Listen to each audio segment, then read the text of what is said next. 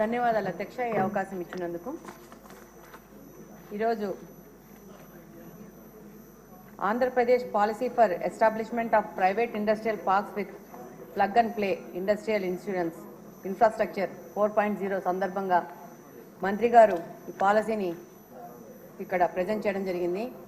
ఇందులో ముఖ్యంగా అధ్యక్ష చూసుకుంటే గత ప్రభుత్వం వలన వాళ్ళ పరిపాలన విధానం వలన ఎంతోమంది ఇన్వెస్టర్స్ బ్యాక్ వెనక్కి పోవాల్సిన పరిస్థితి ఏర్పడింది. ఈరోజు రాష్ట్ర భవిష్యత్ అనేది ఒక ప్రశ్నాత్మకంగా మారింది.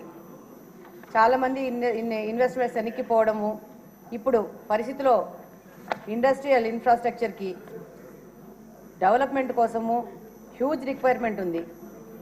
అధ్యక్ష, ఈరోజు ఈ యొక్క ప్రభుత్వం యొక్క కొత్త పాలసీలో ప్రైవేట్ వ్యక్తుల భాగస్వామ్యం అనేది తీసుకురావడం అనేది చాలా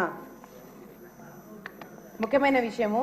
ఈ యొక్క ఇండస్ట్రీస్ డెవలప్మెంట్ పార్క్ కోసము ప్రైవేట్ వ్యక్తుల భాగస్వామ్యం అనేది తీసుకొని వచ్చారు ఈ పాలసీలో.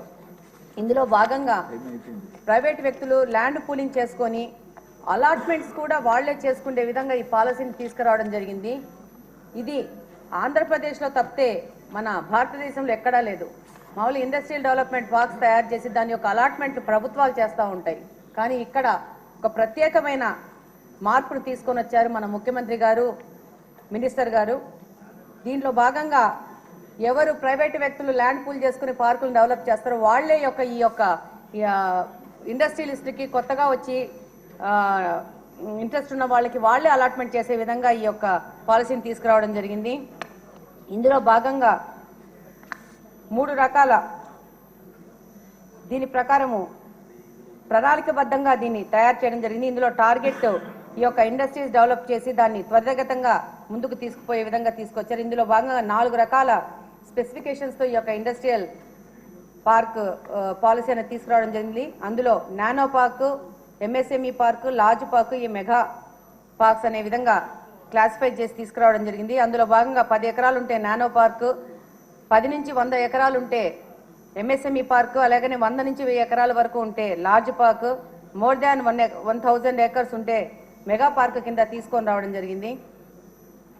ఇందులో భాగంగా ఆల్రెడీ ఉన్న పార్కులను కూడా వాటిని నిర్లక్ష్యం చేయకుండా గత ప్రభుత్వము ఆల్రెడీ ఉన్న పార్కుల్ని వదిలేసేసి వాటిని అన్డెవలప్డ్ స్టేజ్లో వదిలేసింది. అలా కాకుండా వాటిని కూడా అనుసంధానించి వాటిని కూడా ముందుకు తీసుకుపోవాల్సిన విధంగా ఈ యొక్క పాలసీ ఉంది. అలాగనే ముందు యొక్క చాలా ఈ పాలసీ ఎంత ఫ్లెక్సిబుల్గా ఉందంటే అన్ని తరగతుల్లో అన్ని చోట్ల వాళ్ళని ఉత్సాహవంతమైన వాళ్ళని ఈ యొక్క ఇండస్ట్రియల్ పార్కులు పెట్టుకోవడానికి అన్ని స్టేజెస్లో కూడా వాళ్ళకి సరళీకృతం చేసినారు. అందులో భాగంగా ఒక వరల్డ్ క్లాస్ ఇన్ఫ్రాస్ట్రక్చర్ కన్స్ట్రక్ట్ అయ్యే విధంగా ఈ పార్కుల్ని తయారు చేసే విధంగా ప్రభుత్వం ముందుకెళ్తా ఉంది. ఇందులో 3 రకాల మోడల్స్ని ఇందులో ఎస్టాబ్లిష్ చేస్తారు. ఇందులో భాగంగా ప్రైవేట్ వ్యక్తులు మొత్తంగా ల్యాండ్ పూలింగ్ వాళ్ళే చేసుకునే విధంగా ఒకటి. రెండవ దాంట్లో ప్రైవేట్ వ్యక్తులు గవర్నమెంట్ కంబైన్డ్గా చేసుకొని యొక్క ఇండస్ట్రియల్ పార్క్ను ముందుకు తీసుకునే విధంగా దీంట్లో ఈ యొక్క ప్రైవేట్ వ్యక్తులు ల్యాండ్ పూల్ చేసుకొని ల్యాండ్ అక్వైర్ చేసుకున్నాక అక్కడ ఎక్కడన్నా దగ్గరలో కొంచెం ప్రైవేట్ ల్యాండ్, డీకేటెడ్ ల్యాండ్లు ఏదన్నా ఉంటే దానికి ప్రభుత్వము వాళ్ళకి సహకరించి ఆ యొక్క పార్కులు ఏర్పడే విధంగా ముందుకెళ్లే విధంగా ప్రభుత్వం కూడా అందులో భాగస్వామ్యం అవుతుంది. దాంతోపాటు ఆ యొక్క ల్యాండ్ అక్విజిషన్ అనేది ప్రభుత్వం చేసి వాళ్ళని ప్రోత్సహించే విధంగా ముందుకు పోవడం జరుగుతుంది. 3వ భాగం ఏంటంటే ఇందులో భాగంగా పూర్తిగా గవర్నమెంటే ఏపీఐఐసి ద్వారా ల్యాండ్ పూలింగ్ చేసుకొనేసి ఈ పార్కును ఏర్పాటు చేయడం జరుగుతుంది. అధ్యక్ష, ఇందులో ప్రాపర్గా ఇండస్ట్రీ పార్క్స్ కోసం సంబంధించిన బిల్డింగులు కట్టడం కానీ, ఇన్ఫ్రాస్ట్రక్చర్ కానీ, నాలాల ఏర్పాటు కానీ, కరెంట్ ఫెసిలిటీస్ కానీ వీటన్నిటి ఎగ్జిక్యూషన్ ప్రభుత్వం చేసే విధంగా వీటిని వరల్డ్ క్లాస్ ఫెసిలిటీస్తో తయారు చేసే విధంగా ఎగ్జిక్యూషన్ ఉంటుందని ఈ పాలసీ తెలియజేస్తూ ఉంది. ఈ పాలసీలో ఇన్సెంటివ్స్ చాలా ఉన్నాయి.